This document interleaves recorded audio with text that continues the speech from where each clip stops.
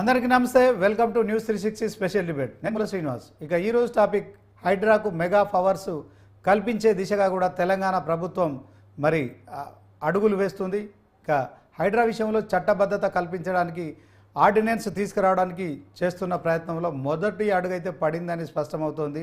Hydraa ఆర్డినెన్స్కు governor Jishnu Dev Varma ఆమోదం తెలపడంతో హైడ్రాకు చట్టబద్ధత విషయంలో మరి క్లియరెన్స్ వచ్చినట్లయింది. ఇక మరి రానున్న అసెంబ్లీ సమావేశాల్లో కూడా హైడ్రాకు చట్టబద్ధత బిల్లు తీసుకురావడంతో పాటు ఆమోదింపజేసేందుకు కూడా ప్రభుత్వం కసరత్తు చేస్తోంది. హైడ్రాకు చట్టబద్ధత కల్పించిన నేపథ్యంలోనే హైదరాబాదులో అక్రమ నిర్మాణాలు కూల్చివేత విషయంలో అడ్డంకులు తొలగిపోతాయని కూడా మరి ప్రభుత్వం భావిస్తోంది. అదే దిశగా కూడా మరి ఆ కార్యక్రమాలు ప్రభుత్వం చేపడుతుంది. ఇదే అంశంలో ఈరోజు స్పెషల్ డిబేట్గా ఈ డిబేట్లో మనతో పాల్గొంటున్నారు యాదగిరి బీఆర్ఎస్ నాయకులు యాదగిరి గారు, నరేష్ యాదవ్ గారు కాంగ్రెస్ నాయకులు, భాస్కర్ రెడ్డి గారు అడ్వకేట్ కమ్ మరి కాంగ్రెస్ నాయకులు. ముందుగా మనం భాస్కర్ రెడ్డి గారితో మాట్లాడదాం. ఆయన మరి దీనికి సంబంధించిన చట్టబద్ధత ఏంటి, ఆ ఆర్డినెన్స్ ఏంటి, మరి హైడ్రా మరింత మెగా పవర్స్ అంటున్నారు, మరి తెలుసుకునే ప్రయత్నం చేద్దాం. భాస్కర్ రెడ్డి గారు నమస్కారం అండి. చెప్పండి సార్, ఎట్లా చూస్తాం మనం? మీరు కాంగ్రెస్ నాయకులు కమ్మ న్యాయవాది కనుక మరి ప్రభుత్వం అయితే హైడ్రా తీసుకురావాలి, మరి దాంట్లో ఎట్టి పరిస్థితుల్లో అక్రమ నిర్వహణల విషయంలో ఉపేక్షించేది లేదు, హైదరాబాద్ను కాపాడుతాము. ఎందుకంటే వర్షాకాలంలో వర్షాలు వచ్చి మరి రోడ్ల మీద మరి కాలువలు ఏర్లై పారుతున్న నేపథ్యంలో మరి ఈ అక్రమాలు ఏవైతే నాలాలను ఆక్రమించి కావచ్చు, చెరువులు కుంటలు ఆక్రమించి కావచ్చు, చేసిన కట్టడాల కూల్చివేత విషయంలో మరి హైడ్రా ఒకవైపు మరి కూల్చివేతలు చేస్తోంది, మరొక వైపు కొంతమంది కోర్టును ఆశ్రయిస్తున్నారు. ఈ అంశంలో మరి చట్టబద్ధత కావచ్చు, గవర్నర్ తాజాగా ఆర్డినెన్స్కి ఆమోదం చెప్పడం కావచ్చు, దీని విషయంలో ఎలా ఉండబోతుందంట? నమస్కారం అండి అక్కడ ఉన్న వాళ్ళందరికీ. ఏం లేదండి, ఇప్పుడు ఈ చట్టాన్ని ఏదైతే ఇప్పుడు హైడ్రా చట్టం తెచ్చి ఆర్డినెన్స్ తెస్తా ఉన్నారో ఇది చట్టాలను కాపాడడం కోసం చట్టం. ఎగ్జాంపుల్ వాల్టా చట్టం ఉంది, అది ఆల్రెడీ చట్టం. దాన్ని పకడ్బందీగా కాపాడడం కొరకు ఈ చట్టం. ఇంతకుముందు పోలీస్ పవర్స్ అవి లేవు కాబట్టి చట్టం లేకుంటే ప్రతి ఒక్కరు ఎవరైతే సివిల్ ఆఫీసర్స్ ఉన్నారనుకోండి వాళ్ళు చేయలేకపోతున్నారు. రెవెన్యూ గానీ మున్సిపల్ వాళ్ళు గానీ వీళ్ళందరూ ఆ అక్రమ వాటిని ఆపలేకపోతున్నారు. కాబట్టి ఒక యూనిఫామ్ సర్వీస్ లైక్ పోలీస్ లాంటి ఒక వ్యవస్థ ఉండాలనే ఉద్దేశంతో ప్రభుత్వం తీసుకొచ్చిన ఒక చట్టం ఇది, తీసుకురాబోతున్న చట్టం ఇది. దీనివల్ల లాభమే. ఫర్ ఎగ్జాంపుల్ ఇప్పుడు హైదరాబాద్ లో టిఆర్ఎస్ వాళ్ళు వీళ్ళు గగ్గోలుకుంటున్నారు సార్, వాస్తవానికి ఇట్లా మీద వాళ్ళకి అన్యాయం జరుగుతుంది. ఖచ్చితంగా అన్యాయాన్ని ప్రభుత్వం దృష్టికి తీసుకుపోవాల్సిందే. ప్రభుత్వం కూడా వాళ్ళకి ఏదైనా పునరావాసం కల్పించాల్సిందే, కాదనట్లేదు. కానీ ఇప్పుడున్న పరిస్థితులలో చాలా మంది పెద్ద తలకాయలు ఊరి బయటకు వెళ్ళి ఫామ్ హౌస్ అనే అవసరం ఎందుకు వస్తున్నది? ఫామ్ హౌస్ లో ఉన్న ఆ ప్రకృతి ఏదైతే అది ఉందో అది ఇక్కడ లేదు కాబట్టి బయటికి వెళ్ళి ఉండడానికి ప్రయత్నం చేస్తా ఉన్నారు. ఇక్కడే చెరువులు కుంటలు నాలాలు చాలా ఉంటే బయటికి వెళ్ళే అవసరమే ఉండదు కదా. కాబట్టి ఖచ్చితంగా ప్రకృతిని కాపాడుకోవాల్సిన బాధ్యత అందరి మీద ఉంటుంది. అందుకే దాని కొరకే ప్రభుత్వం ఇవాళ ఆర్డినెన్స్ తెచ్చింది. వచ్చే అసెంబ్లీ సమావేశాల్లో ఖచ్చితంగా బిల్లు పెట్టి చట్ట రూపంలో కూడా తీసుకురావడానికి ప్రయత్నం చేస్తారు. 100% దీనివల్ల లాభమే తప్ప సమాజానికి నష్టం లేదు. ఓకే, అంటే మీరు అన్నట్టు ఫామ్ హౌస్ల విషయంలో ఒక కొత్త విషయాన్ని అయితే మీరు చెప్పారు. అంటే హైదరాబాద్లో ఇప్పుడు స్వచ్ఛమైన గాలి కానీ తర్వాత అలాంటి పరిస్థితులు లేవంటారా? అది మీరు ఒక్కసారి పొల్యూషన్ కంట్రోల్ బోర్డు లో మీకు ఒకసారి గూగుల్లో వస్తుంది పొల్యూషన్ ఇండెక్స్ ఏ పరిస్థితిలో ఉంది హైదరాబాద్ లో అంటే నిజంగా మీరు మీరు అదైపోతారు. అని ఇక్కడున్న పరిస్థితి పొల్యూషన్ లెవెల్స్ చాలా దుర్భరమైన పరిస్థితి. ఆల్మోస్ట్ ఢిల్లీ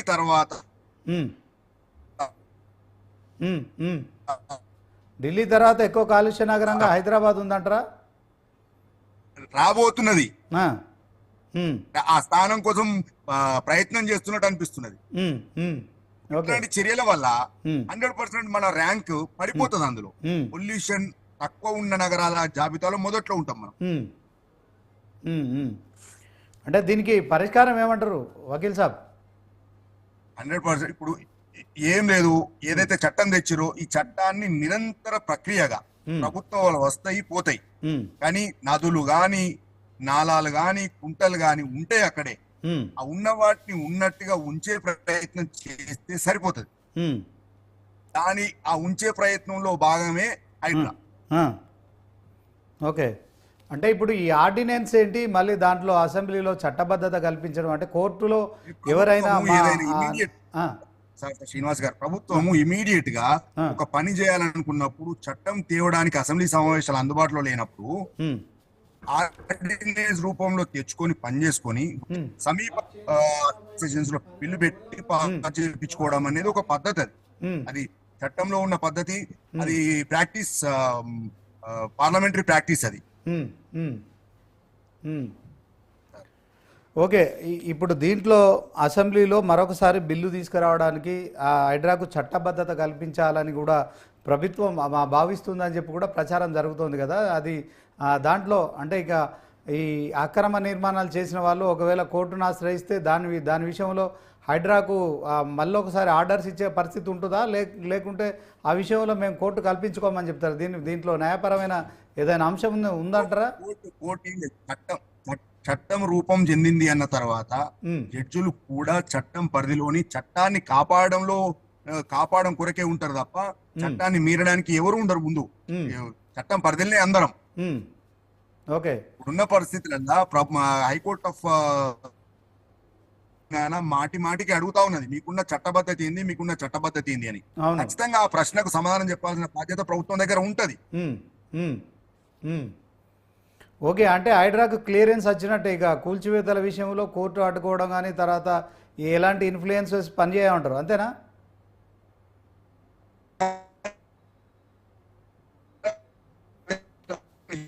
భాస్కర్ రెడ్డి గారు, మీ వాయిస్ బ్రేక్ అవుతుంది. నేను ముందుగా మరి ఇక యాదగిరి గారితో మాట్లాడతాను, బీఆర్ఎస్ నాయకులు.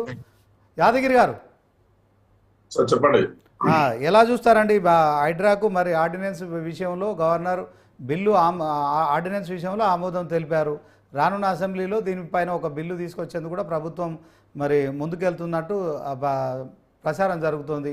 సో దీంట్లో మరి ఇక బీఆర్ఎస్కు సంబంధించిన జనవాడ ఫామ్ హౌస్ విషయంలో కోర్టును ఆశ్రయించడము, ఆ ప్రదీప్ రెడ్డి అనే వ్యక్తి ఆయన కేటీఆర్ స్నేహితుడని మరి కేటీఆర్ చెప్పారు. సో అది నాది కాదు, నా స్నేహితుంది, ఆయన వెళ్ళారు కోర్టు. ఆ జనవాడ నుంచి మొదలు పెడదాం అనుకున్నారు కానీ అక్కడే బ్రేక్ పడ్డది. దీంట్లో కోర్టు ఇన్వాల్వ్ అయింది. ఇక మరి హైడ్రాకు చట్టబద్ధత కల్పించబోతున్నారు. ఆ ఆర్డినెన్స్ మీద గవర్నర్ ఆమోద ముద్ర వేశారు. దీని పట్ల ఏం చెప్తారు? హైడ్రా అనేది చట్టబద్ధత చేస్తే బీఆర్ఎస్ పార్టీ అడ్డుకుంటలేదు. అవును, హైడ్రా అనే దానికి అక్రమ చెరువుల నిర్మాణాలకు బీఆర్ఎస్ పార్టీ వ్యతిరేకం కాదు. చెరువులను పరిరక్షించండి, కానీ పేద ప్రజలను కూడా రక్షించాల్సిన బాధ్యత కూడా ప్రభుత్వం మీదనే ఉంటుంది. ఇప్పుడు స్వయాన ముఖ్యమంత్రి హోదాలో ముఖ్యమంత్రి గారే ఒక నిన్న కార్యక్రమంలో ఎవరిని ఉద్దేశించి మాట్లాడిండు?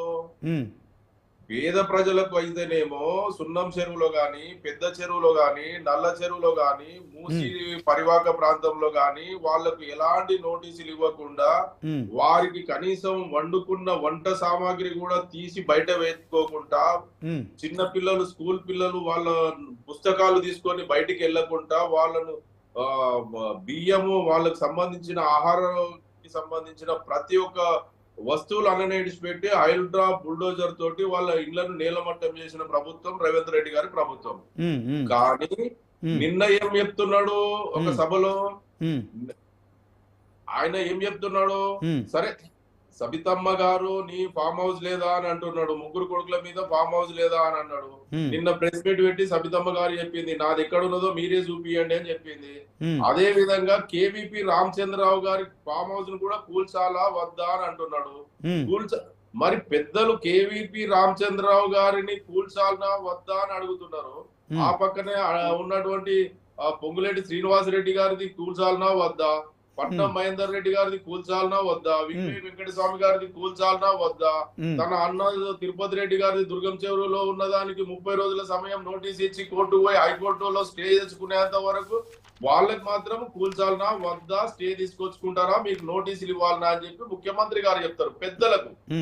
కానీ పేదలకు మాత్రం ఎలాంటి సమయం లేకుండా, ఎలాంటి నోటీసులు లేకుండా, కనీసం ఒక ఉరి శిక్ష పడ్డ ఖైదీ కన్నా ఆఖరికి నీ కోరిక ఏమిటి అని చెప్పి అడిగి ఆ కోరిక తీర్చిన తర్వాత ఉరి వేస్తారు. కానీ ఈ రాష్ట్రంలో ఉన్నటువంటి పేద ప్రజలను ఎలాంటి వాళ్ళ కోరికలు లేకుండా, కనీసం వాళ్ళు కట్టు బట్టలు కూడా తీసుకొని బయటికి వెళ్లకుండా వారిని నిర్దాక్షిణంగా వాళ్ళ కూడు గుడ్డ నేలమట్టం చేసినటువంటి ప్రభుత్వానికి ఈ తెలంగాణ రాష్ట్ర ప్రజలు రేపు రాబోయే రోజుల్లో సరైన గుణపాఠం చెప్తారు. ఎందుకంటే చట్టబద్ధత మీరు వద్దని చెప్తలేం, కానీ మీరు ఏదైతే చెయ్యాలనుకుంటున్నారో, ఒకవేళ మీకు ఏదైతే కావాలనుకుంటున్నారో, మీకు అక్రమ చెరువులు కాపాడండి, కానీ దానికి ముందుగా మీ రూట్ మ్యాప్ ఏందో చెప్పండి. ఇంకో విషయం ఏందండి, గృహాలలో ఉన్న వారిని మేమేం ఖాళీ చేపియము అని చెప్పారు, కానీ గృహాలలో ఉన్నవారినే కదా కూలగొడుతున్నారు. కనీసం ఒక మహిళ గర్భంతో ఉన్నా అని చెప్పి వేడుకున్నా కూడా ఆ మహిళను పక్కకు తీసేసి ఆ గృహాన్ని కూలగొట్టిరు. అసలు ఎంత అంటే నిజంగా ఒక గతంలో మనం చూసినాం, తీవ్రవాదులు ఉగ్రవాదుల గుడారాల మీద దాడి చేసినట్టు ఈ రోజు పేద ప్రజల గూడ్ల మీద దాడి చేస్తుంది ఈ ప్రభుత్వం. వాళ్ళు ఎక్కడ పోతురండి? 30 సంవత్సరాల నుంచి 40 సంవత్సరాల నుంచి సరే వాళ్ళు కొంతమంది ప్రభుత్వ భూమి అని చెప్పేసి వాళ్ళు ఒకవేళ చిన్న చిన్న ఇల్లు ఏర్పాటు చేసుకోవచ్చు, పర్మనెంట్ ఇల్లు చేసుకోవచ్చు, వాళ్ళ బిడ్డలను అక్కడనే పెళ్లి చేసుకున్నారు, మన్మరాళ్ళు వాళ్ళు స్థిర నివాసం ఏర్పాటు చేసుకున్నారు.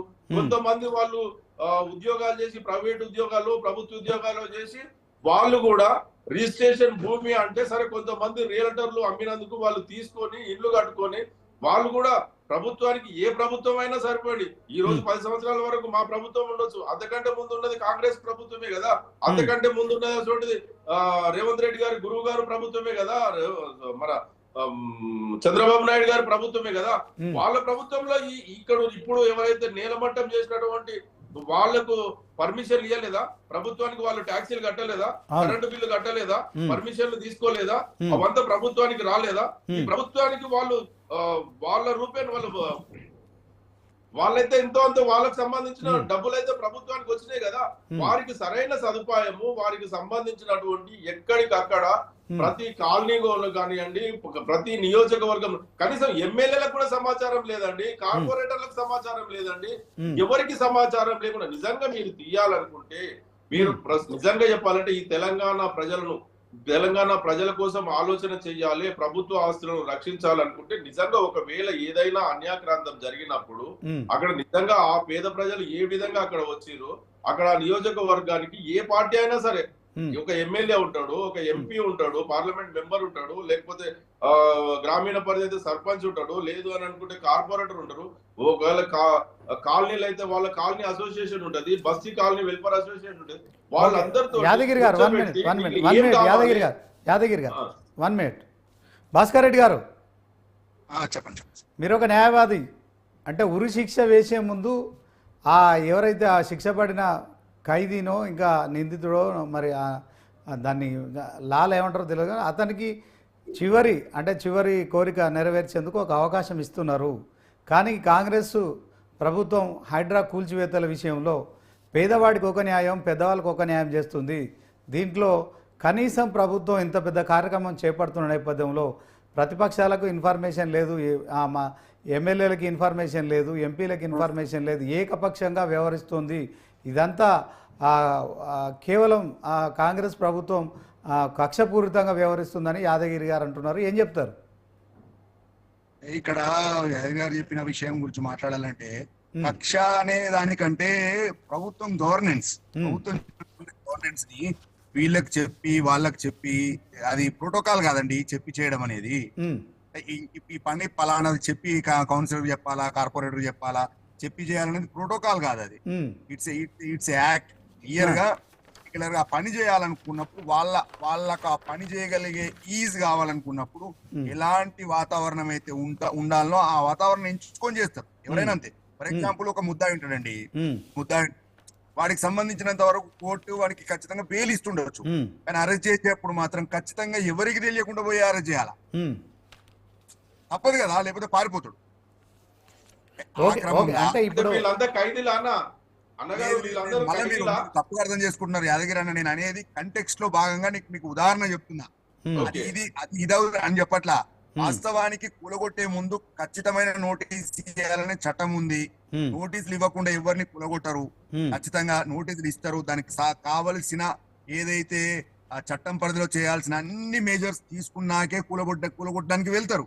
అది అట్లా బుల్డోజ్ చేయడానికి ఉండదు. అట్లా ప్రతిదానికి ఒక పద్ధతి ఉంటది. ఎందుకంటే అందుకే వీళ్ళు కూడా కోర్టుకు పోతున్నారు కదా, సామాన్యులు కూడా కోర్టుకు పోతున్నారు. కోర్టుకు పోతే కూడా కోర్టు కూడా సమాధానం చెప్తుంది. కోర్టు కూడా వీళ్ళు అఫిడవిట్లు వేస్తున్నారు, గవర్నమెంట్ కూడా. అంటే దానికి కావాల్సిన పనులు ఎట్లా చేయాలో అట్లా చేస్తారు పద్ధతిగా. సరే, ఇక్కడ క్లియర్ కావాల్సింది ఏంటంటే మానవత్వము వేరు, చట్టం వేరు. మనం అల్టిమేట్ గా ఎట్లుంటదంటే మానవత్వం కోణంలో చూడాలనుకున్నప్పుడు చట్టం కోణం వేరే ఉంటది.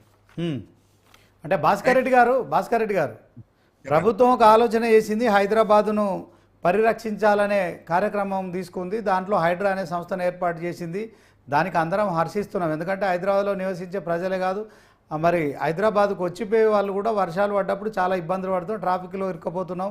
ఆ ట్రాఫిక్ వరదల కారణంగా అందరం ఇబ్బంది పడుతున్నాం. దాంట్లో హైడ్రా ఏర్పాటు చేస్తున్న క్రమంలో హైడ్రా కార్యకలాపాలు ప్రారంభించింది. దీంట్లో కోర్టు మీకు చట్టబద్ధత ఏముందని ప్రశ్నించడము, ఎట్ ద సేమ్ టైం ప్రభుత్వం కూడా మరి ఈ చట్టబద్ధత కల్పించినాక హైడ్రా కార్యకలాపాలు చేయాల్సి ఉండే. ఇప్పటికే మరి 100 ఎకరాలు కూడా మరి ఆక్యుపై చేసుకున్నామని చెప్తున్నారు. సో ఇల్లు కూలగొడుతున్నారు. దాంట్లో పేదవాళ్ళ ఇళ్లపై కూడా మరి హైడ్రా బుల్డోజర్ వాడుతున్నారని చెప్పి విపక్షాలు రాద్ధాంతం చేయడం, ఇదంతా మరి ఎందుకు ఆస్కారం ఇవ్వాల్సిన పరిస్థితి ఉంది? ముందే దీనికి చట్టబద్ధత కల్పించడము, ఆర్డినెన్స్ తీసుకురావడము ఏదో ఒకటి చేసి ఉంటే హైడ్రా పట్ల ప్రశ్నించే అవకాశం మరి వేరే వాళ్ళకు ఉండదు కదా. ఎందుకని ప్రభుత్వం మరి దీన్ని ఒక హైదరాబాద్ రక్షణ అంటే కేవలం కాంగ్రెస్ ఆ ప్రభుత్వానికే కాదు, ప్రజలందరి భాగస్వామ్యం కూడా అవసరము. దీంట్లో ప్రతిపక్షాలను కూడా కలుపుకుపోవాలి, అందరి అభిప్రాయం తీసుకోవాలి, సాధక బాధకాలు కూడా చర్చించాలి. దీంట్లో అవరోధాలు ఏముంటాయి, దాంట్లో ఏకపక్షంగా పోయే కంటే మరి అందరినీ కలుపుకొని పెద్ద బెటర్ కదా అంటున్నాను నేను. అంటే ఇట్లాంటి చర్యలలో అంటే ముందస్తు కన్సల్టేషన్ అనే వాడు రాదండి క్లియర్ గా. అల్టిమేట్ గా ఇప్పుడు ఆ వ్యక్తి అక్కడ చట్టాన్ని మీరి ఉన్నాడా, చట్టం పరిధిలో ఉన్నాడా, రెండే అంశాలు. సరే, ఇక్కడ విషయం ఏంటంటే చట్టము మీరినప్పటికీ మానవత్వం అనే ఒక పదం ఉండాలి కదా అనే వర్షన్ యాదగిరి అన్న లాంటి వాళ్ళు చెప్తున్నారు. తప్పేం లేదు అది. కానీ చట్టము మానవత్వము ఈ రెండింటిని ఒక బకెట్ లోనో ఒక సీసాలో వేసి పెట్టలేం మనం. ఖచ్చితంగా కొద్దిగా ఇబ్బంది జరుగుతుంది, సామాన్యులు కూడా ఇబ్బంది జరుగుతుంది. వాస్తవానికి అట్లాంటి ఇబ్బంది జరగకుండా ఉండాలంటే కన్సల్టేషన్ చేయాలా, కన్సల్టేషన్ చేసే పరిస్థితి లేదు ఇప్పుడు. ఎందుకంటే ఆ లా అండ్ ఆర్డర్ ఇష్యూస్ మన ఏమంటారంటే దానిలో ఒక అశాంతి నెలకొనే ప్రమాదం ఉంటుంది ఖచ్చితంగా. అది వాస్తవానికి మీరు చెప్పినా నేను చెప్పినా ఎస్ వాళ్ళతో మాట్లాడి ఇక్కడికి ఎందుకు వచ్చినారు, మీకు ఎవరు అమ్మినారు, ఎందుకు వచ్చినారని చెప్పి కన్సల్టేషన్ చేస్తే బాగుండేది. కానీ సాధ్యమయ్యే పని కాదు. ఫస్ట్ ఆఫ్ ఆల్ చట్టం ఏం చూస్తుందంటే ఆ వ్యక్తి చట్టాన్ని మీరి ఉన్నాడా, ఆ ప్లేస్ లో చట్టానికి మీరి ఉన్నాడా, చట్టం. ఓకే భాస్కర్ రెడ్డి గారు ఇప్పుడు హైడ్రా నోటీసులు ఇచ్చింది. నల్ల చెరువు సమీపంలో బుచ్చమ్మ అనే ఒక మహిళ ఆత్మహత్య చేసుకుంది. ఇది ప్రభుత్వ హత్య కింద కూడా మరి బీఆర్ఎస్ బీజేపీలు ఆరోపిస్తున్నాయి. దీన్ని ఎట్లా చూస్తాం చెప్పండి. అదైతే క్లియర్ అండి. వాస్తవానికి ఆమెకైతే 100% ప్రగాఢమైన సానుభూతి అందరము తెలిపాల్సిందే. ఏ వ్యక్తి చనిపోవాలని కానీ కోరుకునే ప్రయత్నం పరిస్థితి ఎవరికి ఉండదు. 100% నేను కూడా మనస్ఫూర్తిగా నా ప్రగాఢ సానుభూతి తెలుపుతున్నా. అక్కడ పరిస్థితి ఏంది, ఆమెకున్న మెడికల్ హిస్టరీ ఏంది అనేది నాకు తెలియదు. నాకు తెలిసినంత వరకు ఆ క్షణానికి అక్కడికి వెళ్ళడం వల్ల ఆమె హైపోస్ తినొచ్చు, ఆమెకి ఇబ్బంది కలగొచ్చు, కాదనట్లా. కానీ పోయిన వ్యక్తి చట్టం పరిధిలో పోయిండా, చట్టం పరిధి దాటిపోయిండా అనేదే ఇంపార్టెంట్. ఓకే, ఇప్పుడు ఆ ప్రాణం విలువ మనం ఎట్లా వెలకడతాము, చట్టంలో దీన్ని ఎట్లా చూస్తాము? మరి ఆమె భయభ్రాంతులకు గురైపోయిందని కుటుంబ సభ్యులు చెప్పడం కావచ్చు, ఆమె ఆత్మహత్య చేసుకున్న కారణం కావచ్చు, మరి దీంట్లో కూడా రాజకీయమే నడుస్తుంది. ఇటు ప్రతిపక్షాలు ఒక వాదన చేస్తున్నాయి, ప్రభుత్వం ఒక వాదన చేస్తుంది. మరి ఆ మహిళకు న్యాయం చేసే పరిస్థితే ఉంటుంది. ఆ ప్రాణం విలువ మీరు ఎట్లా చూస్తారు? చట్టంలో దృష్టి పెడుతుంది, ప్రభుత్వం దృష్టి పెడుతుంది, శ్రీనివాస్ గారు ప్రభుత్వం దృష్టి పెడుతుంది 100%. మేము కూడా పార్టీ తరఫున గానీ మేము గానీ అసలు యాజ్ అ మనిషిగా నేను కూడా ప్రగాఢమైన సానుభూతి తెలుపుతా ఉన్నాను. ఖచ్చితంగా ఒక మనిషి ఏ మనిషి అయినా శత్రువు కూడా తను ఇట్లా జరగాలని ఎవరం కోరుకోము. సరే 100% చింతిస్తాం. ఒక మనిషిగా తను లేదు అని నిన్న ఉండే ఇవాళ లేదంటే చింతనైతే చింతపడతాం కదా. ఎవరమైనా బాధ అయితే ఉంటది కదా. మన తల్లి లాంటిది కదా, ఆమె కూడా మంది కాదు కదా. సరే మంచుకో చెడుకో ఆ ఇంటి దగ్గర నేను పోయినా అనుకోండి, అమ్మ కొన్ని మంచిని ఇవ్వంటి ఇచ్చే అమ్మనే కదా ఆమె కూడా. సరే 100% ఆమెకు సానుభూతి ఉంటది. ప్రభుత్వం కూడా అంటే వాళ్ళ కుటుంబ సభ్యులు భాస్కర్ రెడ్డి గారు వాళ్ళ కుటుంబ సభ్యులు కనుక ఇదే కోర్టులను అప్రోచ్ అయితే దీనికి బాధ్యులు ఎవరని ప్రశ్నించిన క్రమంలో హైడ్రా కమిషనర్ ఎవరైతే ఉన్నారో రంగనాథ్ బాధ్యత వహిస్తారా, ప్రభుత్వం బాధ్యత వహిస్తుందా, ఆ మహిళకు విషయంలో ఎలాంటి పరిస్థితులు తలెత్తే అవకాశం ఉంది చెప్పండి. ఒకవేళ వాళ్ళు నిజంగానే లీగల్ ప్రాక్టీస్ ఏదైనా పోవాలనుకుంటే కోర్టు కానీ హైకోర్టు కానీ మా తల్లిగారు ఇట్లా అయిందనే దాని విషయంలో 100% చట్టం పరిధిలో పలానా ఆఫీసర్ అక్కడికి వచ్చిండు, రావచ్చా రారాదా అనే దాని మీద రావడానికి చట్టం యాక్సెప్ట్ చేస్తలేదు అనుకోండి, ఆయన తప్పుడు దారిలో పోయింది అనుకోండి, ఖచ్చితంగా ఎవరైనా శిక్షార్హులే. ఇక మొన్న సంగారెడ్డి భాస్కర్ రెడ్డి గారు మొన్న సంగారెడ్డి జిల్లాలో అమీన్పూర్ మండలంలోని కిష్టారెడ్డిపేటలో ఒక 5 అంతస్తుల భవనాన్ని హైడ్రా కూల్చివేసింది. అది కూడా సెలవు దినం ఆదివారం రోజున వచ్చి హుటాహుటిన ఎర్లీ మార్నింగ్ వచ్చి 5 అంతస్తుల భవనాన్ని నేలమట్టం చేశారు. ఈ అంశంలో ఆ సదరు బిల్డింగ్ ఓనరుగా చెప్పబడుతున్న అతను హైకోర్టును ఆశ్రయించారు. ఆశ్రయించిన నేపథ్యంలో హైకోర్టు మీకు చట్టం తెలియదా, రూల్స్ తెలియదా అని ప్రశ్నించడం పట్ల దీన్ని ఎట్లా చూస్తారు? ఒక కమిషనర్ అంటే ఆయన కూడా ఏవి రంగనాథ్ కూడా ఐపీఎస్ ఆఫీసరు, సో దాంట్లో సీనియర్ ఆఫీసరు. సో దీంట్లో ఎలా ఉండబోతుంది? అతను దీన్ని ఫేస్ చేయడం కోసం అంటే ఆయన వర్చువల్గా అటెండ్ అయ్యారు, ఎంఆర్ఓకు కూడా ప్రత్యక్షంగా అటెండ్ అయ్యారు. ఇద్దరు కూడా కోర్టు చివాట్లు పెట్టినట్టు వార్తలు వచ్చినాయి. సో ఆ విషయంలో ఎలా ఉండబోతుందంట? అధికారులకు ఇలాంటి అడ్డంకులు ఎదురైన పరిస్థితుల్లో ప్రజలకు ఏం మెసేజ్ ఇస్తారు? ప్రభుత్వం కొంత ఇబ్బంది అందుకే కదా చట్టము. ఇప్పుడు జరిగిన దాని విషయంలో దీంట్లో ఏమైనా పరిణామాలు ఏముంటాయి, ఎలా ఉంటాయంటారు? అంటే ఆ పని చేయడానికి ఆల్రెడీ ఉన్న చట్టాల పరిధి సరిపోవట్లే. ఓకే, ఇంకా విరివి అంటే చాలా ఎలాబొరేటెడ్ చట్టం అవసరమని ప్రభుత్వం భావించింది. ఈ ఆర్డినెన్స్ ద్వారా హైడ్రాకి ఎలాంటి పవర్స్ ఉండబోతున్నాయి చెప్పండి. ఆర్డినెన్స్ ద్వారా ఇప్పుడు మీరు ఆయన కోర్టుకు వెళ్ళిండ్రు అన్నారు కదా, దానిలో క్లియర్ గా కోర్టు చెప్పేస్తుంది యాజ్ పర్ చట్టం ప్రకారం వాల్టా చట్టం గానీ బఫర్ జోన్ గానీ ఏదైతే చట్టం పరిధిలో ఉండాల్సిన ఉన్నాయో దానిలో లేదు అనుకున్నప్పుడు ఖచ్చితంగా వాళ్ళకి ఆ రెమెడీ ఇవ్వదు కోర్టు. మొన్న మాట్లాడినట్టు అట్లాంటి మాటలు మాట్లాడడానికి అవకాశం ఉండదు ఇక భవిష్యత్తులో, ఇక ముందు ఉండదు, భవిష్యత్తులో ఉండదు ఇక. అంటే ఇంకా హైకోర్టును ఆశ్రయించడము, దీంట్లో సుప్రీంకోర్టును ఆశ్రయించడం ఇట్లాంటి కార్యక్రమాలు ఏం జరగవు. అంటే చట్టం మీరి ఉంటే, చట్టం లోబడి ఉంటే ఏం కాదు ఏ కట్టడానికైనా. చట్టం లోబడి ఉన్నదా అని వీళ్ళు ముట్టుకున్నారు అనుకోండి, ఆటోమేటిక్ హైకోర్టు ఆక్షేపిస్తుంది. నిన్న ప్రజాశాంతి పార్టీకి సంబంధించిన అధ్యక్షుడు కేఏ పాల్ కూడా మరి కోర్టులో ఒక పిటిషన్ వేశారు, దానిపైన కూడా. సో దాంట్లో కూడా అంటే హైడ్రా విషయంలో మరొకసారి కూడా విచారణ చేయాలి, కమిషనర్కు ప్రభుత్వానికి కూడా కోర్టు నోటీసులు పంపింది.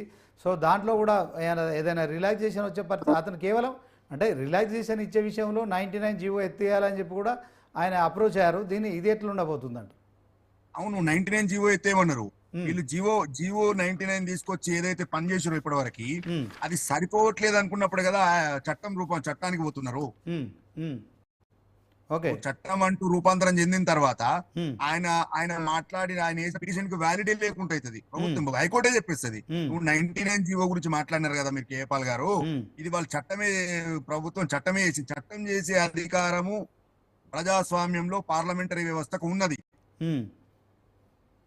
దానికి ఒక సంఖ్యాబలము అదంతా దాంతో చట్టం చేయొచ్చు. దానిలో భాగంగా చేసి చట్టానికి వాల్యూ ఉంటది. ఓకే భాస్కర్ రెడ్డి గారు మీరు అలాగే ఉండండి. ఒకసారి యాదగిరి గారితో మాట్లాడదాం. యాదగిరి గారు, వకీల్ సాబ్ చెప్పారు, మరి ఆయన కాంగ్రెస్ నాయకులు, సో ప్రభుత్వానికి అనుకూలంగా చెప్తున్నట్టు మీకు అనిపిస్తుందా, లేదు చట్టం గురించి మాట్లాడుతున్నట్టు అనిపిస్తుందా? మరి మీరేమో ఉరిశిక్ష వేసిన ఖైదీకి క్షమాభిక్ష పెట్టే ఆ పరిస్థితి ఉంటుంది. మరి చివరి కోరికన్నా వినే అవకాశం ఉంటుంది. మీరు మాట్లాడుతున్నారు, ఈ విషయాన్ని ఎట్లా చూస్తారు? ప్రభుత్వం తీసుకొస్తున్న ఆర్డినెన్స్ కావచ్చు, చట్టబద్ధత బిల్లు విషయం చెప్పండి. ఇప్పుడు నేను మా పార్టీ తరఫున నేను మాట్లాడడం కాదండి, సమాజం మొత్తం చూస్తుంది కదా వీళ్ళు ఏ విధంగా వాళ్ళు గృహాలను కూల్చేస్తున్నారో. మీ మీడియా సంస్థలు కూడా చూస్తున్నాయి కదా. నేనేదో మా పార్టీ తరఫున చెప్తున్నాను. ఇప్పుడు అన్న కూడా తెలుసు, కాంగ్రెస్ నాయకుడు అన్న భాస్కర్ రెడ్డి అన్న కూడా తెలుసు ఏం జరుగుతుందని. కాకపోతే ఏంటంటే వాళ్ళ పార్టీ తరఫున మాట్లాడుతున్నాడు కాబట్టి కొంతవరకు అక్కడ న్యాయం, పార్టీకి న్యాయం చేయడం కోసం మాట్లాడతాడు. కానీ ఇప్పుడు కూడా చెప్తున్నా, గతంలో రాజ్యాలేలిన రాజులైనా సరే, ప్రభుత్వాలైనా సరే, తన రాజ్యంలో ఉన్న ప్రజలు కష్టాలు వచ్చినప్పుడు రాజుకు చెప్పుకోవాలి. ఈ రాజ్యాన్ని కాపాడవలసిన బాధ్యత రాజుది, ఈ రాష్ట్రంలో ఉన్న ప్రజల బాధ్యత ముఖ్యమంత్రి గారిది. ఈ ముఖ్యమంత్రి గారు ఈ రాష్ట్రంలో ఉన్న ప్రజలకు, ఎలాంటి పేద ప్రజలకు కష్టం రాకుండా చూసుకోవాల్సిన బాధ్యత ముఖ్యమంత్రిది. కానీ ఆ ముఖ్యమంత్రి గారే ఈ రోజు కష్టాలను కోరి తెచ్చి వాళ్ళ నెత్తిన పెడుతున్నటువంటి నాయకుడు ఈ ముఖ్యమంత్రి గారు. ఈ రాజ్యాలైన రాజు ఈ ప్రజలను ఈ రకంగా హింస పెడుతున్నాడు. ఇప్పటికిప్పుడు కాంగ్రెస్ పార్టీకి ఈ అక్రమ కట్టడాలని తీసుకోవాల్సిన అవసరం అయితే లేదు కదా. వాళ్ళు ఈ తెలంగాణ రాష్ట్రంకు అధికారం రావడం కోసం ఆ రోజు వాళ్ళు ఎన్ని రకాల అబద్ధాలు ఆడిరు. 6 గ్యారంటీలు అన్నారు, 420 హామీలు ఇచ్చారు. 6 గ్యారంటీలను అడుగు మీద పెట్టి 7వ గ్యారంటీ హైడ్రాన్ తీసుకొచ్చి పేద ప్రజలను నెత్తిన పెట్టి గృహాలను కూల్చేసి ఇది ఎక్కడి న్యాయం అండి? Right, okay. యాదగిరి గారు యాదగిరి గారు మీరు అడిగిన ప్రతి ప్రశ్నకు మరి నరేష్ యాదవ్ గారు ఉన్నారు, మరి ఆయన కాంగ్రెస్ నాయకులు. నరేష్ యాదవ్ గారు, మీ వాయిస్ మ్యూట్లో ఉన్నట్టుందండి, మ్యూట్లో ఉన్నట్టుంది. హలో హలో హలో నరేష్ గారు, మీ వాయిస్ మ్యూట్లో ఉంది. నమస్తే అన్న, చెప్పండి. శ్రీనివాస్ గారు, భాస్కర్ రెడ్డి గారు, యాదగిరి గారికి నమస్కారం అండి. నమస్తే నమస్తే, చెప్పండి. ఏం లేదు సార్, ఇప్పుడున్న పరిస్థితికి, మారుతున్న పరిణామాలకు హైడ్రా అనేది అవసరం. ఎందుకంటే ఇప్పటికే మనం చూసాము, భారీ వర్షాల వల్ల ఏ విధంగా ఫ్లడ్ వచ్చి ఎంత అవస్థలు పడ్డామో ఇప్పటికే పక్క రాష్ట్రాలలో చూస్తా ఉన్నాం, వేరే రాష్ట్రాలలో చూస్తా ఉన్నాం, ప్రపంచంలో వేరే వేరే దేశాలలో చూస్తా ఉన్నాం. అంటే రాబోయే పరిస్థితులకు అనుగుణంగా గతంలో ముఖ్యమంత్రి గారు దీనిపైన స్పెసిఫిక్ గా ముందుకెళ్తా ఉన్నారు. ఇది ఎవరి కోరకండి? ప్రజల శ్రేయస్సు గురించి. రేపు హైదరాబాద్ బ్రాండ్ ఇమేజ్ ఏదైతే ఉందో దాన్ని కాపాడాలని, రేపు టూరిజం డెవలప్ చేయాలని, ప్రజల గురించే కదా. సో ఇంకోటి ఏంటంటే, వాస్తవానికి ఒకటి కొంత బాధ కలిగేది ఏంటంటే, సరే ఎవరైనా ఉంటే కొంత ఎక్సర్సైజ్ చేసి ఉండి ఇంకా చేసి ఉంటే ఇంకా బాగా ఉండేదనేసి ఒకటి అయితే అనిపిస్తుంది. కొంతవరకు ఎక్సర్సైజ్ చేసిన తర్వాత కొంచెం ఈ హైడ్రా పని ఏదైతే పూనుకుంటే బాగుండేది అనేసి ఒకటి అనిపిస్తా ఉంది. సో మనం చూసాము మొన్న సుప్రీంకోర్టు జడ్జిమెంట్ గాని, ఎక్కడైనా గాని బాధితులను ఇబ్బంది పెట్టదు. కానీ బట్ ఎక్సెప్షనల్ వేరెవర్ రివర్స్ గాని, డ్యామ్స్ గాని, మరి అదే విధంగా చిన్న పెద్ద చెరువులు గాని ఎక్కడైతే దాని విషయంలో మాత్రం వెనకాడద్దు అనేటువంటి స్పెసిఫిక్ గా సుప్రీంకోర్టు కూడా జడ్జిమెంట్ వచ్చింది. అవును, పెద్దలు కూడా ఒకసారి మనం ఆలోచించాలి. ఇది ఎవరి కొరకు కాదండి, ఇది ప్రజల గురించే. సో వాస్తవానికి ఇప్పుడు ఏదైతే ఉన్నారో పెద్దలు రేవంత్ రెడ్డి గారు, ఎవరైతే బాధితులను వాళ్లకు తప్పకుండా న్యాయం చేస్తాం, 100% న్యాయం చేస్తాం, వాళ్ళకి ఆదుకుంటాం. సరే మొన్న ఏదో ఒక చెప్తున్నారు కదా, మేము బాధితులను ఆదుకుంటాము, మూసీ నది నుంచి తరలించే వారికి వాళ్ళకు 25,000 రూపాయలు కూడా ట్రాన్స్పోర్ట్ ఛార్జెస్ కూడా ఇస్తున్నాము అని చెప్తున్నారు కదా అన్న. తప్పకుండా అన్న. కాంగ్రెస్ యాదగిరి గారు ఏమంటున్నారంటే ఈ రాష్ట్రానికి రాజు రేవంత్ రెడ్డి, ఆయన ప్రజల ప్రాణాలు కాపాడాలి, ఆయన ప్రజల ప్రాణాలు తీసే కార్యక్రమం చేస్తున్నారు. హైడ్రాతోని ఇప్పటికే ఒకరిద్దరు చనిపోయారు. బుచ్చమ్మ అనే ఒక వృద్ధ మహిళ ఆత్మహత్య చేసుకుంది. హైడ్రా నోటీసులు అందుకున్న తర్వాత ఇల్లు కూలగొడతారు అనే భయంతో ఆమె ఆత్మహత్య చేసుకుంది. దీంట్లో ఈ హైడ్రా విషయంలో ప్రతిపక్షాలు కూడా మరి ఇది ప్రభుత్వ హత్య అని మరి గగ్గోలు పెట్టారు. ఇక దీంట్లో మరొకసారి కూడా మీరు హైడ్రాకు చట్టబద్ధత కల్పించడం కావచ్చు, దాంట్లో ఆర్డినెన్స్ తీసుకురావడంలో కావచ్చు, సో మీరు ఖచ్చితంగా పేదల గృహాలు కూల్చేయడానికే నిర్ణయం తీసుకున్నారా? చెప్పండి. ఒకటండి శ్రీనాథ్ గారు, ఒకటి ఎవరు రాజు అనేది మనకు అందరు చూసాం 10 సంవత్సరాలు. ఫామ్ హౌస్ కి వెళ్ళి బయటకు వెళ్ళినటువంటి వ్యక్తి కేసీఆర్ గారు. ఎవరు రాజు మనం చెప్పాల్సిన అవసరం లేదు, ప్రజలు అందుకనే తీర్పిచ్చారు కదా. ఇక్కడ రాజు అనడంలో మీనింగ్ ఏంటంటే యాదవ్ గారు, నరేష్ యాదవ్ గారు, ఇక్కడ రాజు అనడంలో మీనింగ్ ఏంటంటే ముఖ్యమంత్రిని మనం రాజు అనొచ్చు. అప్పుడు కేసీఆర్ విషయం కాదు ఇక్కడ అనేది. ఈ రాష్ట్రానికి సంబంధించి ముఖ్యమంత్రి ఇక్కడ ప్రజలను ఏలుతున్నారు, పాలిస్తున్నారు, ఆయన రాజు కింద మాట్లాడుతున్నాము. సో దీంట్లో ఆయన ఈ రాష్ట్రాన్ని కాపాడాల్సిన బాధ్యత రేవంత్ రెడ్డి గారి మీద ఉంటుంది. ఆయన ప్రజల ప్రాణాలు కాపాడాలి. హైడ్రా లాంటి వ్యవస్థ తీసుకొచ్చిన తర్వాత ప్రజల్లో కొంత భయభ్రాంతులు లోనవుతున్నారు. హైడ్రా మరి ఆదివారం, సోమవారం, శనివారం అని ఏం లేకుండా కూడా పూర్తిగా మరి ఈ కార్యకలాపాలు చేస్తుంది. రాత్రి వేళల్లో ఉదయం తెల్లవారకు ముందే కూడా ఇట్లాంటి కార్యకలాపాలు చేస్తుంటే ప్రజలు భయభ్రాంతులకు గురవుతున్నారు. మీరు హైడ్రా తీసుకొచ్చి ఏం చేస్తున్నారు? ఇప్పుడు ఇంత అర్జెంటుగా హైడ్రా తీసుకురావాల్సిన అవసరం ఏంటని యాదగిరి గారు అంటున్నారు. చెప్పండి. ఒకటి శ్రీనివాస్ గారు, ఇప్పుడు ఆదివారం సోమవారం అనేది కాదు, పనిచేసేటోళ్లకు ఆదివారం సోమవారం అవసరం లేదండి. ఒక ప్రాజెక్ట్ తీసుకున్నప్పుడు దానికి అనుగుణంగా పని చేయాల్సిన ఆవశ్యకత ఉన్నది. సో చట్టం అంటే ఇప్పుడు మనకు తెలుసు, చట్టాలు లేకుంటే మన కోర్టుల ద్వారా ఏదో ఎన్ని లొసుగులు ఉన్నా కోర్టులో పోయి స్టే తీసుకోవడం, ఇవన్నీ పెద్ద పెద్ద బడాబాబులు ఇవన్నీ ఉన్నాయి కదా. ఈ 10 సంవత్సరాలు వాళ్ళు చేయలేని పనులు మేము చేస్తా ఉన్నాం కదా. కాంగ్రెస్ పార్టీ అంటేనే ప్రజాప్రభుత్వం, ప్రజల ప్రభుత్వం. ప్రజలకు ఏం కావాలో అది మేలు చేసేటువంటి ప్రభుత్వం.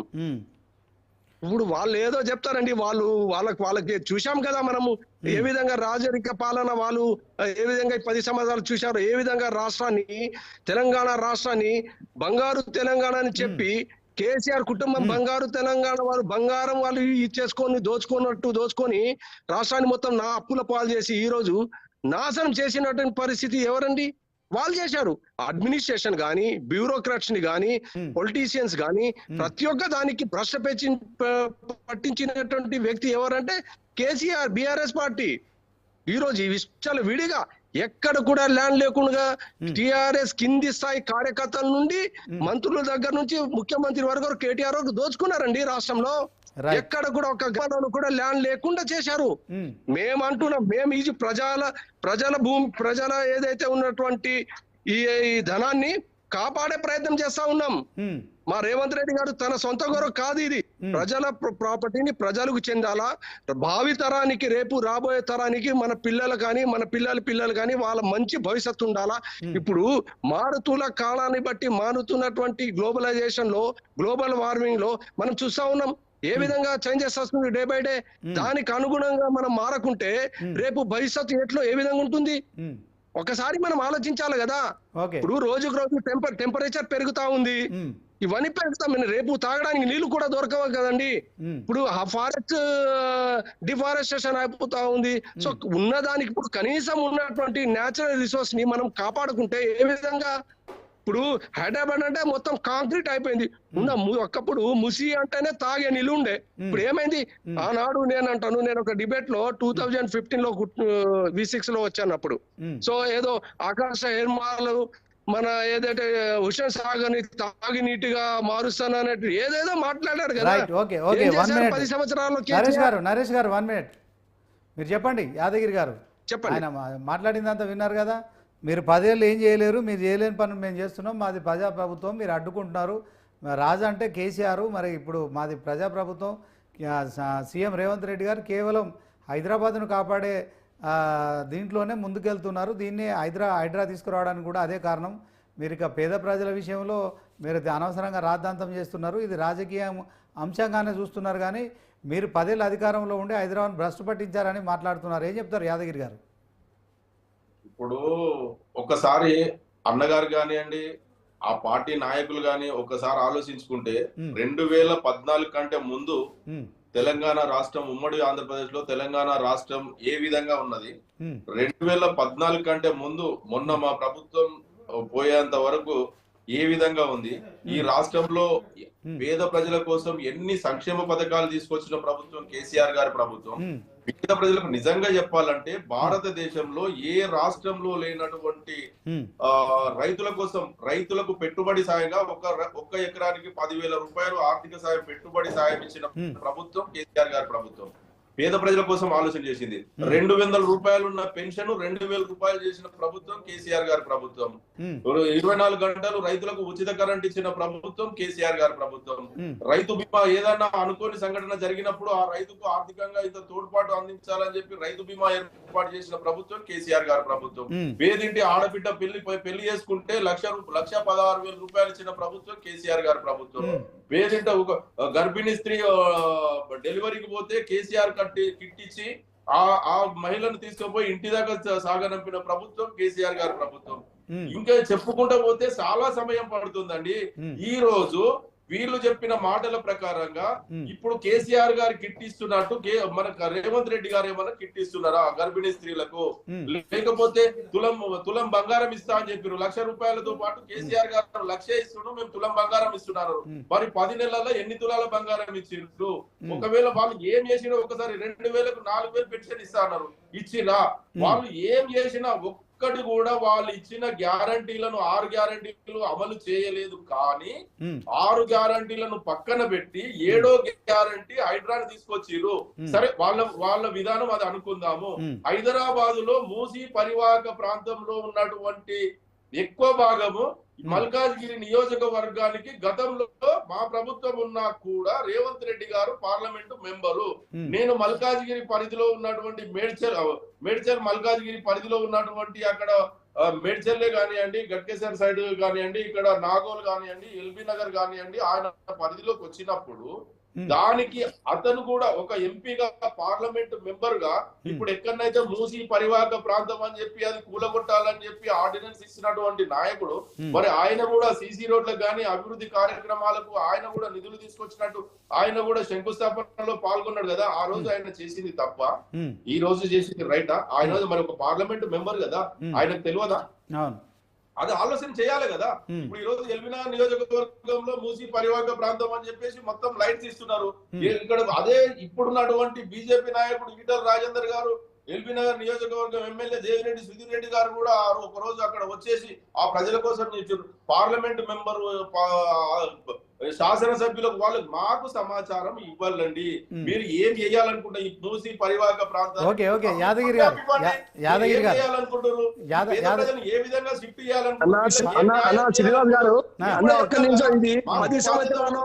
మీరు ఏం చేయకుండా 10 సంవత్సరాలలో ఆరోగ్యశ్రీ ఏ విధంగా అమలు చేశారో అమాయక ప్రజలకు అందరికీ తెలుసు.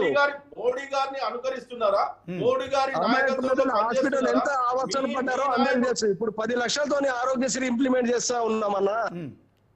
నువ్వు 10 లక్షల రూపాయలు ఆరోగ్యశ్రీ ఇంప్లిమెంట్ చేస్తా ఉన్నామన్నా. ప్రతి ఆనాడు వైఎస్ రాజశేఖర రెడ్డి ప్రభుత్వం నుంచి ఈనాడు రేవంత్ రెడ్డి గారి ప్రభుత్వం నుంచి పేద ప్రజలకు మంచి ఆరోగ్యం సేవలు అందించమని కాంగ్రెస్ ప్రభుత్వం కాదన్నా. పేదింటి ఆడబిడ్డల పెళ్లికి ఎన్ని తులాల బంగారం ఇచ్చిరానా? ఇప్పుడు వచ్చిన మీకు బంగారం లేదా అన్న?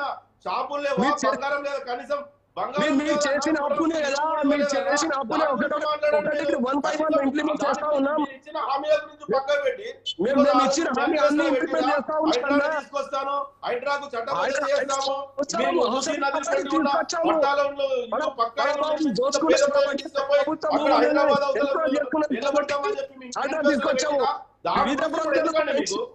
బీద ప్రజలకు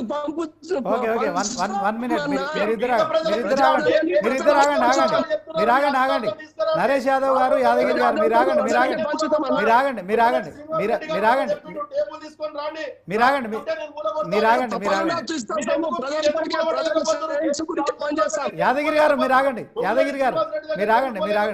యాదవ్ గారు మీరు కూడా ఆగండి. నరేష్ యాదవ్ గారు వెయిట్ 1 minute మీరు ఆగండి. యాదగిరి గారు మీరు ఆగండి. సెక్రటరీ వచ్చి కూర్చున్నారా? ప్రజలకు అందుబాటులో ఉన్నారా? రాజరిక పాలన ఫామ్ హౌస్ లో కూర్చొని మొత్తం తెలంగాణ నరేష్ గారు రాష్ట్రాన్ని నరేష్ గారు దోచుకొని ఈ నరేష్ రోజు గారు నాశనం చేసినటువంటి ఎవరన్నా? నరేష్ గారు మీరు ఆగండి మీరే కదా. మీరు ఆగండి యాదగిరి గారు 1 మినిట్ మీరు ఆగండి. ఇంకా మరి సీనియర్ న్యాయవాది అలాగే కాంగ్రెస్ నాయకులు కూడా స్టూడియోకి వచ్చారు. సో ఈ విషయంలో చట్టపరంగా మరి ఎలాంటి ఇబ్బందులు ఉంటాయి, చట్టబద్ధత ఏంటి మరొకసారి చెప్పండి సార్. థ్యాంక్స్ ఫర్ కమింగ్ స్టూడియోకి. ఇక అంటే ప్రజలకు ముఖ్యంగా పేదవాళ్ళు, ఇందాక యాదగిరి గారు అన్నట్టు ఒక రాష్ట్రానికి రాజు ఎవరైతే ముఖ్యమంత్రి కావచ్చు, రాజు కావచ్చు, పరిపాలకుడు కావచ్చు, సేవకుడు కావచ్చు, ఏదైనా అతను ఒక కేర్ టేకర్. ఇప్పుడు చేస్తున్న కార్యక్రమం ఏదైతుందో హైడ్రా విషయంలో పేద ప్రజలు భయంగా బతుకుతున్నారు. మరి ఆ శనివారం ఆదివారం వచ్చిందంటే చాలు మరి హైడ్రా వస్తుంది, బుల్డోజర్లు తీసుకొస్తుంది, గుడిసెలు కూల్చేస్తుంది అని చెప్పి ఆ భయభ్రాంతులకు లోనవుతున్న నేపథ్యంలో హైడ్రాకు చట్టబద్ధత తీసుకురావడం విషయంలో కావచ్చు, హైడ్రాకు చట్టబద్ధత ఇప్పుడు అవసరమా, ఎట్ ద సేమ్ టైం ఎందుకు తీసుకొస్తున్నారు, దీంట్లో ప్రభుత్వం ఎందుకు ఇంత హడావుడిగా ఈ కార్యక్రమం చేపడుతుంది, ఎట్ ద సేమ్ టైం మూసి ప్రక్షాళన, మూసి సుందరీకరణ అంటూ కూడా ప్రభుత్వం ముందుకెళ్తుంది. సో ప్రభుత్వం ఈ 6 గ్యారెంటీలు అమలు చేయలేకుంటే ఇట్లాంటి డైవర్ట్ చేస్తుందా, నిజంగానే ప్రజల కోసం చేస్తుందా, చేసిన క్రమంలో కొంతమంది భయభ్రాంతులకు గురవుతున్నారు, ఒకరిద్దరు ఆత్మహత్యలకు పాల్పడుతున్నారు. బుచ్చమ్మ అనే మహిళ నల్ల చెరువులో మరి హైడ్రా నోటీస్ అందుకున్న తర్వాత ఆత్మహత్య చేసుకుందని కూడా వార్తలు వచ్చినాయి. ఓవరాల్గా ఈ హైడ్రా కావచ్చు, తర్వాత మూసి సుందరీకరణ కావచ్చు, ఇది అత్యవసరం అంటారా, లేకుంటే 6 గ్యారెంటీలు అమలు చేయడం ఇంపార్టెంట్ అంటారా? దీంట్లో కోర్టులను కనుక అంటే ఈ మేనిఫెస్టో మీద కూడా మరి ఎవరైనా ఆశ్రయిస్తే మరి ప్రభుత్వాన్ని ప్రశ్నించే పరిస్థితి ఉంటుంది. ఇప్పటికే ప్రతిపక్షాలు ప్రశ్నిస్తున్నాయి. హైడ్రా విషయం ఇప్పుడు ఇంత హడావుడిగా చేయాల్సిన అవసరం ఉందంటారా? ప్రకృతిని కాపాడే క్రమంలో ఇట్లాంటి చట్టాలు ఖచ్చితంగా అవసరం. ఇవాళ మొన్న మధ్య మనం ఒక నెల రోజుల క్రితం విజయవాడ నగరాన్ని చూసినాం. అవును, అట్లాంటి విపత్తులు కానీ మన ఖమ్మంలో కూడా జరిగింది, ఖమ్మం పట్టణంలో కూడా పొంగి మనం విజయవాడ నగరాన్ని ఎగ్జాంపుల్ గా తీసుకుంటున్నాం. ఈ రోజు 1908-9 అంటే 110 సంవత్సరాల క్రితం మూసి ఉప్పొంగి మొన్న అసెంబ్లీ గేట్ వరకు నీళ్ళు వచ్చినాయి. అసెంబ్లీ వరకు అప్పుడు మోక్షగుండం విశ్వేశ్వరయ్య గారిని మన నిజాం గారు పిలిపించి ఉస్మాన్ సాగర్, హిమాయత్ సాగర్ రెండు, అదే గండిపేట, హిమాయత్ సాగర్ 2 నదులను, ఒకటి మూసీ నది మీద, 2 ఈసీ నది మీద, ఈ 2 నదుల మీద ఆనకట్టలు పెట్టి బహుళార్థ ప్రయోజనం అంటే ఒకటి హైదరాబాద్కు వరదలు రాకుండా, 2 హైదరాబాద్కు తాగునీటి ఇవ్వడం. అంటే ఒకే దెబ్బకు 2 పిట్టల్లాగా ఆనాటి పాలకుడైన నిజాం గారు చేసిన పని వల్ల ఈ రోజుకి కూడా హైదరాబాద్ నగరాన్ని మనం మొన్నటి విజయవాడ నగరంగా చూడలేకపోవడం గల కారణం 110 ఏళ్ల క్రితం పెట్టిన మన నిజాం గారు పెట్టిన ఒక ఎఫర్ట్ వల్ల ఈ రోజు మనం ఇట్లున్నాం. ఇవాళ నేనేమంటున్నా, ఏదో ఒక మనిషి ఒక ముందడుగు వేయాల. ప్రకృతి ప్రకోపించే పరిస్థితి, ప్రకృతి మన అంటే అసలు హైదరాబాద్ నగరం ప్రకృతి మనల్ని ఈసడించుకునే స్థితికి హైదరాబాద్ వచ్చింది. కాబట్టి ప్రకృతిని మనం కాపాడాలి. ఎవరెవరు పూనుకోవాలి కదా, ఇవ్వాలే ఎందుకు, నిన్నే ఎందుకు, రేపే ఎందుకు. నేనేమంటున్నా అంటే ప్రతిదానికి అంతే కదా, ఎవరో ఒకరు ముందుకు రావాలా. దానిలో క్రమంగా ఇలా గౌరవ ముఖ్యమంత్రి గారు ముందుకు వచ్చినారు, తప్పేముంది దీనిలో?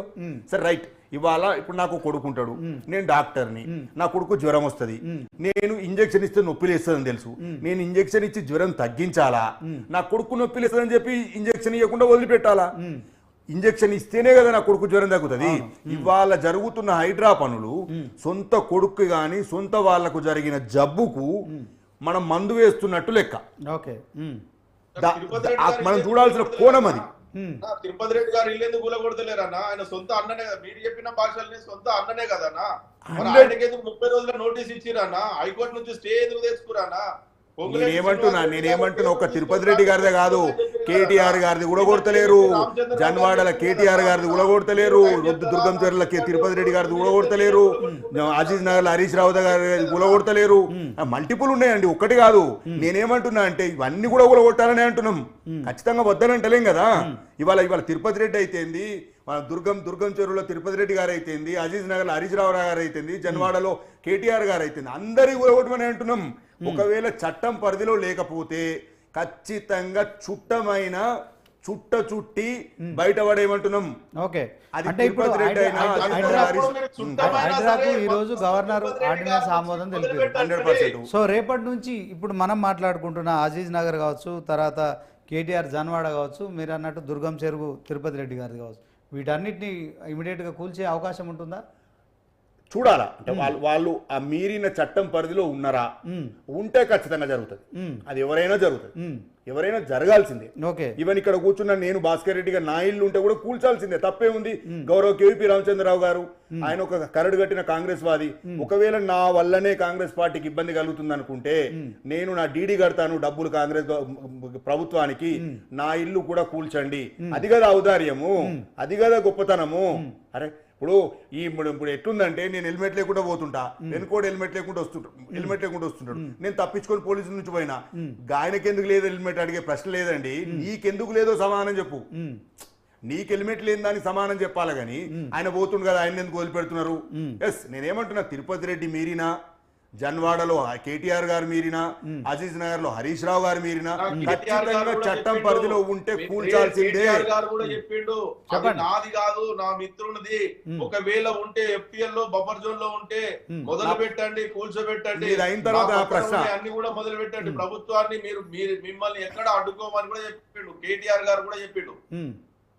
మీ తిరుపతి రెడ్డి గారు చెప్పిండా, ఇంకోరు చెప్పిండా? యాదగిరి గారు నా ప్రశ్న చెప్పండి. యాదగిరి గారు, మీరు ఆ ఫామ్ హౌస్ నాది కాదు అనే మాట మీద కట్టుబడి ఉన్నారు కదా?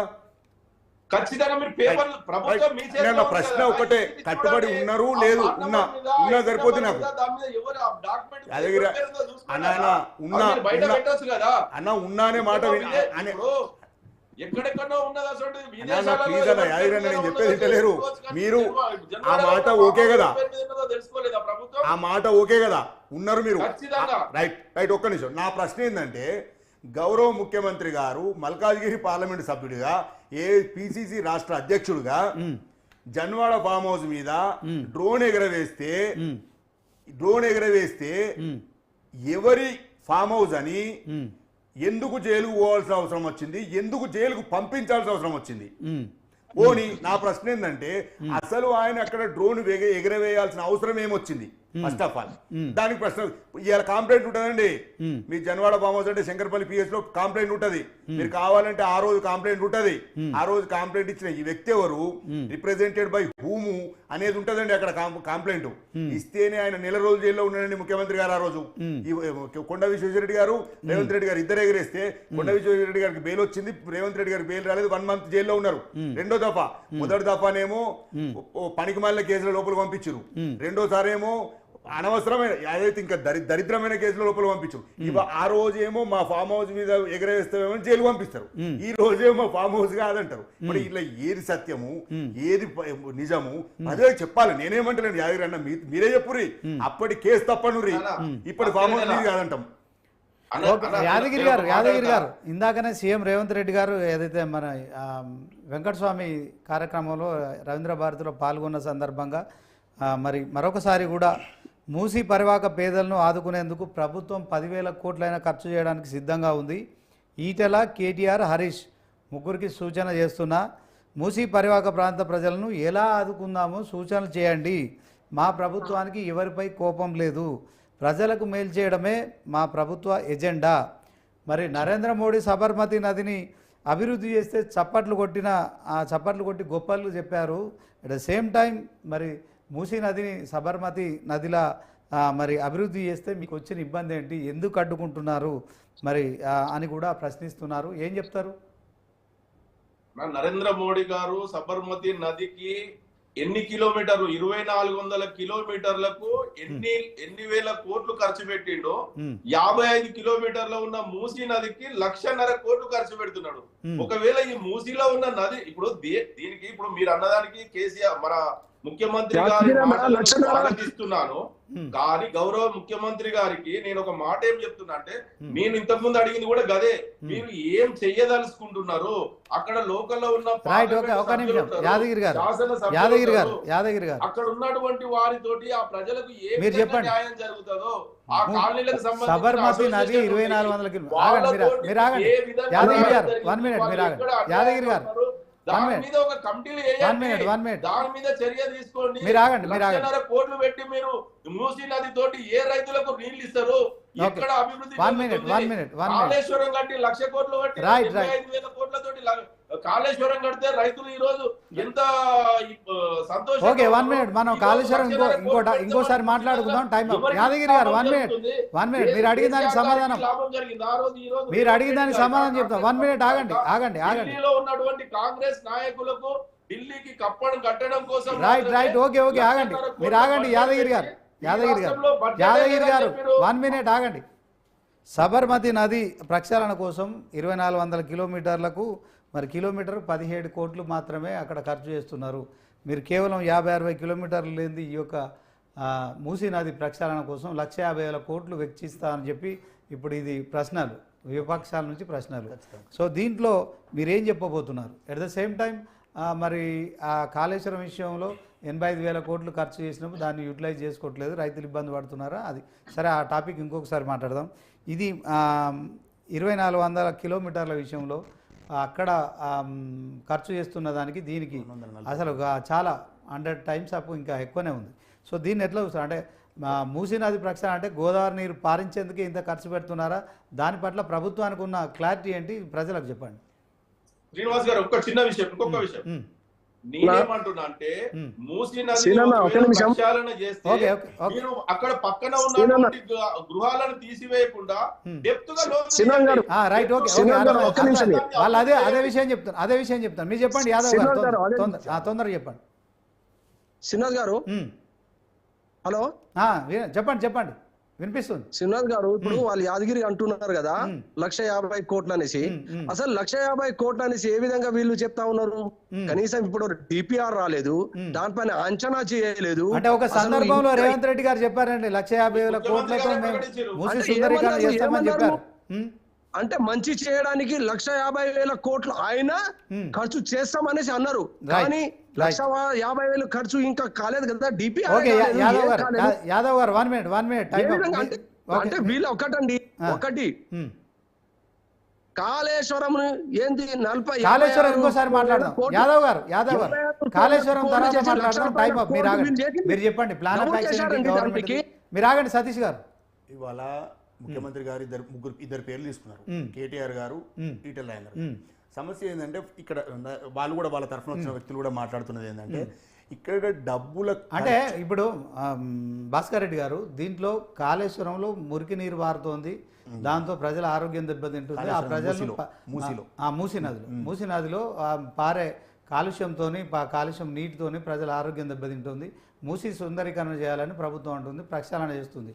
కానీ సబర్మతి నదికి 17 కోట్లు కిలోమీటర్ ఖర్చు అయితే ఇక్కడ 2,700 మీరు ఖర్చు చేస్తున్నారు. అంటే దాంట్లో మీ ప్లాన్ ఆఫ్ యాక్షన్ ఏంటి? దీంట్లో 1,50,000 అదే పోతున్నా. ఇవాళ ముఖ్యమంత్రి గారు, గౌరవ ముఖ్యమంత్రి గారు ఇద్దరిని ఉద్దేశించి ఒక మాట చెప్పినారు. ఒకరు కేటీఆర్ గారు, రెండు ఈటెల రాజేందర్ గారు. నాకు సూచన చేయండి అని. నా ప్రశ్న ఏంటంటే ఈటెల రాజేందర్ గారికి ఉండే ప్రశ్న మా తరఫున, ప్రభుత్వం తరఫున ఏం ప్రశ్న ఉంటుందంటే, ఒకటి ఖర్చు విషయంలో సమస్య, సుందరీకరణ విషయంలో సమస్య. ఎవరు ఈటెల రాజేందర్ గారికి ఉన్న సమస్య ఏంది? ఖర్చు ఎక్కువ అవుతున్నది కానీ సుందరీకరణ జరగని అంటారు, ఎందుకంటే వాళ్ళు అక్కడ చేసిరు కాబట్టి తప్పదు కదా. ఒకటి. రెండు, కేటీఆర్ గారు కూడా ఏమంటున్నారు ఇక్కడ సుందరీకరణ ఎందుకు అంటున్నాడా? పేద ప్రజలకు ఇబ్బంది జరుగుతుంది అంటున్నాడా? పేద ప్రజలకు ఇబ్బంది జరుగుతుందని 100% జరుగుతుంది కదా. ఓపెన్ ఇచ్చారు కదా ముఖ్యమంత్రి. అదంతా ఓకే. అతను ఏమంటే ఖర్చు ఎక్కువ అవుతుంది, దీంట్లో ప్లాన్ ఆఫ్ యాక్షన్ ఏంటి? మీరు కేవలం గోదావరి నీరు పాలించడానికి ఇంత డబ్బులు ఎందుకని? వచ్చే అసెంబ్లీ సెషన్ లో చట్టం పెడుతున్నారు కదా, హైడ్రా పెడుతున్నారు కదా, పెట్టినప్పుడు చర్చ ఉంటది కదా, చర్చలో ప్రతి ఒక్కరు పెడతారు కదా. Okay, thank you Bhaskar Reddy గారు, అలాగే మరి యాదవ్ గారు, మీకు యాదగిరి గారు. ఇది మరి ఇవాళ స్పెషల్ డిబేట్. హైడ్రాకి అతి త్వరలో మెగా పవర్స్ అయితే మరి ప్రభుత్వం కల్పించబోతుంది, ఆ దిశగా కూడా అడుగులు వేస్తుంది. ఈరోజు గవర్నర్ ఆర్డినెన్స్కి ఆమోదం పొందడంతో హైదరాబాద్లో మరొకసారి హైడ్రా అయితే మెగా అంశంగా మారబోతుందనడంలో ఎలాంటి సందేహం లేదు. ఇది వాటి స్పెషల్ డిబేట్.